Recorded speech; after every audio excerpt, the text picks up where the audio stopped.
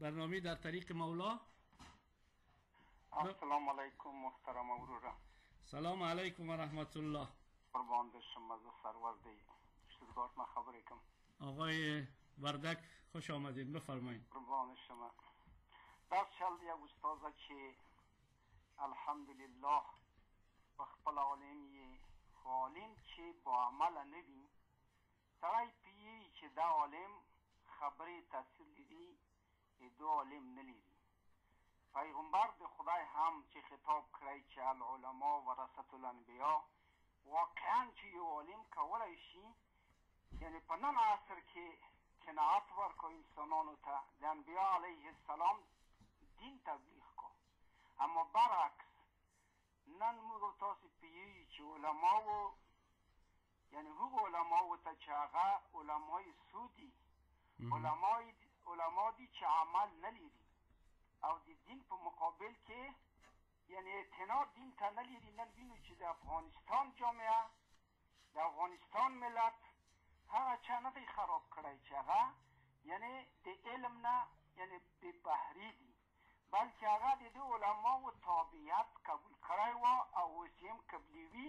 خو که چیرې یو عالم یعنی ګمراه شي ضربه یې ته 1 میلیون جاهلو نه اضافه تره ده، ځکه چې نن یې وینو هغه علما چې هغه پیغمبر د خدای خطاب کړی دی چې العلماء ورثة الانبیاء، هغه علما دي چې نن د هغو په نامه باندې بلکې د هغو د نوشتو د کتابونه سړی کولی شي درک وکړه که حضرت مولانای بود شکن چې یعنی نن هم حتی په غربي نړۍ کې هم دی محبوبیت لري.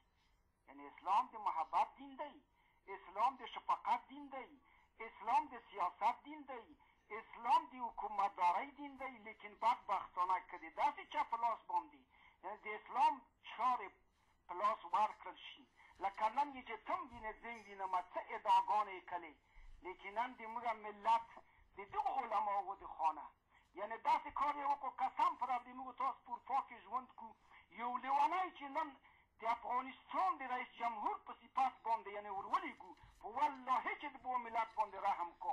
لیکن دا علما چې دا ډالر یې قبول کړي دي په خدای قسم دی لکه وطن یې چې خرڅ کو دین ته بېاعتنادي، نو رب العالمین دې موږ ته په دین عمل راکړو او د تا خبرې چې زه وم یعنی واقعا ورور مې افتخار کوم ځکه چې با یو مسکینه ژبه باندې د هر ورور په زړه کې ځای لري. نور د وخت نه نیسم پروردګار دې هم په دنیا هم په دنیا موفق لره. و سلام. زنده باشین. تشکر برادر گل، خدا خیر بهتان. ما هم دعا میکنیم که خداوند همه کسانی که بر راه اشتباه هستند هدایت الهی نصیبشان شود و ما غیر از این دیگه هیچ آرزویی برشان نداریم. آمین یا رب العالمین. برنامه در طریق مولا. سلام علیکم و رحمت الله. با عرض سلام و ادب خدمت شما آقای واصل‌زاده. رئیس صاحب محترم بسیار صفا آوردین، لطف کردین، تشکر. بفرمایید.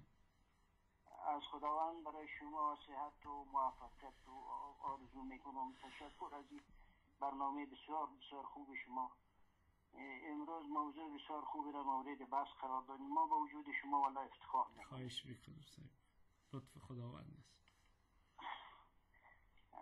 آقای واصل‌زاده با عرض معذرت ما امروز از قالب شنوندگی برآمدیم، اگر 2-3 دقیقه حتما بفرمایید صاحب. ترنگویی میکنم. خواهش میکنم. صحبت‌های شما را همیشه از طریق برنامه خانه و خانواده که با برادر بزرگوار ما تیمورشاه حسن صحبت میکنین، واقعا این باور کنین آنقدر زیبا هست، در دل ما اثر میگذاره و من خوش هستم که افتخار میکنم شما امروز هم دیگه صحبت کنیم و برنامه ما را مزین بسازی با صحبت های زیبایتان. بسیار تشکر. حسن نظر شماست. مثل خاک پای احمدی است. خواهش میکنم. با کمال تاسف هرقدر مساجد و علمای ما زیاد شده میره با مو اندازه اختلافات ما شدیدتر میشه و این اختلافات از طریق مساجد و تلویزیون ها بلا نسبت دور از علمای کرام توسط بعضی ملا اماما دامن زده میشه. متاسفانه ما از مساجد استفاده خوب نمیکنیم، برای یک دیگه دشمن تراشی میکنیم.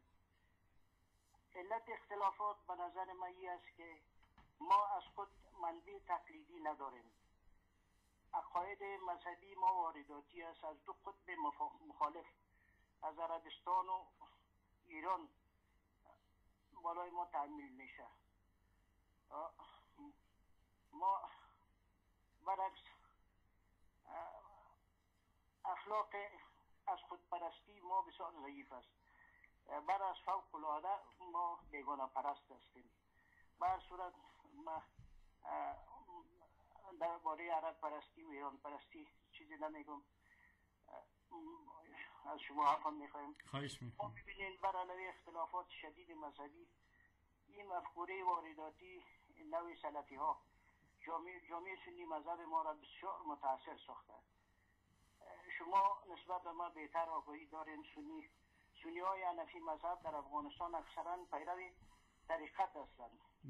اولیاء الله و پیر و پیشوا احترام زیاد دارند. آنها را دوست خوب خدا میدانند. به خاطر برآورده شدن حاجاتشان میرن به زیارت ها، آنها را واسطه قرار میدن و این باور و عقیده به خون و گوشتشان عجین شده. هیچ کسی آنها را از این عقیدهشان منصرف کرده نمیتونه. به عقیده ما هر که بگوین بیفایده است. اما برعکس معتقدین سلفی ها منکر تصوف هستند، زیارت پرستی و صوفیگری را شرک میدانند، به خشونت رد میکنند. همین مفکوره های زیارت پرستی و حسین پرستی و انتحار پرستی اختلافات زیاد را بین ملاهای اماما مساجد به وجود آورده. هر کدام کوشش میکنند به خود طرفدار بسازند، مردم ها برای علیه یکدیگر قرار میتن. من از این علمای محترم از صمیم قلب خواهش میکنم که این مساجد ها را مورد نزاع قرار ندن، از مسجد ها استفاده خوب کنند. تشکر از شما آقای واسطی. بسیار زیاد تشکر. یعنی یک نصیحت بسیار پربهایی است و متاسفانه که خود ما هم به این مسجد امام به این ویروس دچار شده. زنده باشین. خب رئیس صاحب بسیار زیاد تشکر صاحب. خوش آمدین. خدا حافظ. برای مریض شما از خداوند کریم شفای عاجل. تشکر بسیار زیاد. خداوند برشان شفای عاجل نصیبشان بگرداند. زنده باشین صاحب. خدا حافظ. تشکر. تشکر از شما که به ما موقع دادید. خواهش میکنم. بفرمایید.